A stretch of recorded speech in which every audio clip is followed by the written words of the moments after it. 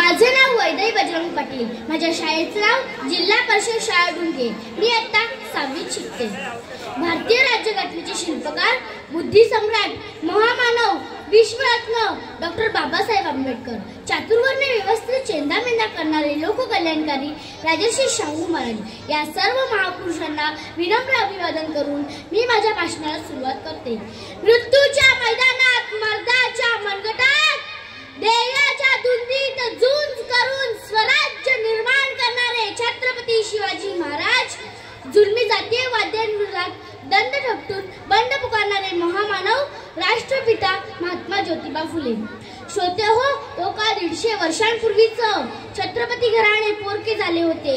राज्य होते पण कर्तबगार राजाच नव्हता. मंदिर होतं पण गाभाऱ्या देवच नव्हतं. कोल्हापूर संस्थांच्या इतिहासात एक अंधार युगच नांदत होतं व करवीरच्या प्रजा महालक्ष्मीला साकडं घालत होते. आमच्या अस्मितेचे रक्षण करणारा छत्रपती आम्हाला लाभू दे. अंबाबाईनं आणि डोंगरावरच्या ज्योतिबानं रयतेच्या हृदयाची हाक घेतली व राजर्षी शाहू महाराज कोल्हापूर संस्थानचे छत्रपती झाले. मित्रांनो, राजर्षी शाहू महाराज जेव्हा अधिकार पदावर विराजमान झाले त्यावेळी एकीकडे देशभर स्वातंत्र्याचा कावा पेटला होता. इंग्रजांविरुद्ध असंतोष शिगेला पोचला होता. दुसरीकडे अस्पृश्यता, जातीय विषमता, उच्च नीचता व सावकारांच्या कर्जाच्या साखळदंडात सामान्य प्रजा भरडली होती. अशी हृदय पिवटून टाकणारी परिस्थिती पाहून राजर्षी शाहू महाराज गहिवरून जाणारा राजा मनाने महान तितकाच खंबीर व करारी होता. उत्सव हा बलिदानाचा असा असावा, उत्सव हा बलिदानाचा असा असावा, जय जयकार कयांचा अस्मिती गरजावा. सोडिले रुधिर ज्यांनी महाराष्ट्रासाठी, जन्म तयांचा किरुणी महाराष्ट्र देशीच व्हावा, देशीच व्हावा.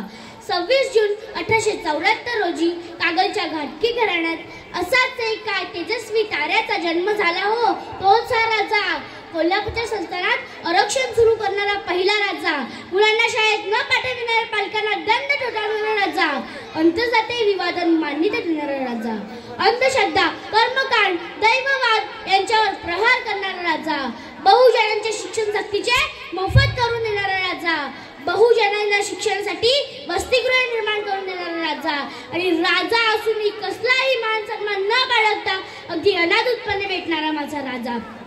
शिक्षणाच्या लढ्यात दिले गोरगरिबांना शिष्यवृत्तीचे वरदान, शिक्षणाच्या लढ्यात दिले गोरगरिबांना शिष्यवृत्तीचे वरदान.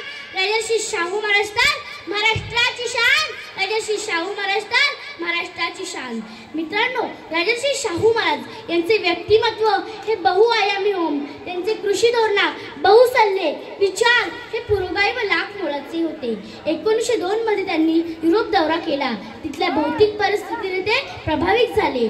युरोपातील धरणे पाहून राजर्षी शाहू महाराजांना असे वाटले की आपणही आपल्या भागात अशी धरणे बांधून आपले नाव का संपन्न करू नये.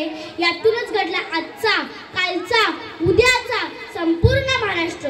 महामानव doctor Babasaheb Ambedkar, Karmaveer Bhaurao Patil, JP. Balasaheb Desai, Anantrao painter, Baburao painter, Balgandharva भाई, माधवराव बागल ही महाराष्ट्राला कलापटावर कोरलेली दिमागदार लेणी महाराष्ट्राला लाभली. थोडक्यात कला, क्रीडा, साहित्य, चित्रपट, संगीत, नाट्य, कृतसंकल्प, वैयक्तिक दृष्टिकोन, कृषी उत्पादन, साखर उद्योग या सर्व बाबतीत राजर्षी शाहू महाराजांनी महाराष्ट्राला एक नवी दिशा व नवा दृष्टिकोन दिला. मित्रांनो, उद्याच्या पिढीला महाराजांचे विचार, त्यांचे आदर्श घेतल्याशिवाय पुढे जाताच येणार नाही. असे बहुआयामी व उत्तुंग व अष्टपैलू व्यक्तिमत्व 6 मे 1922 या दिवशी करवीचा हा भाग्यविधाता काळाच्या विशाल पटलावर आपल्या कर्तृत्वाची मोहर उमटून निघून गेला. मित्रांनो, राजर्षी म्हणजे कृषीतील जीवन जाणाऱ्या महामानवाला महाराष्ट्र कायमचा आणि राष्ट्र हे महाराष्ट्राला दीपस्तंभाप्रमाणे दिशा देत राहील.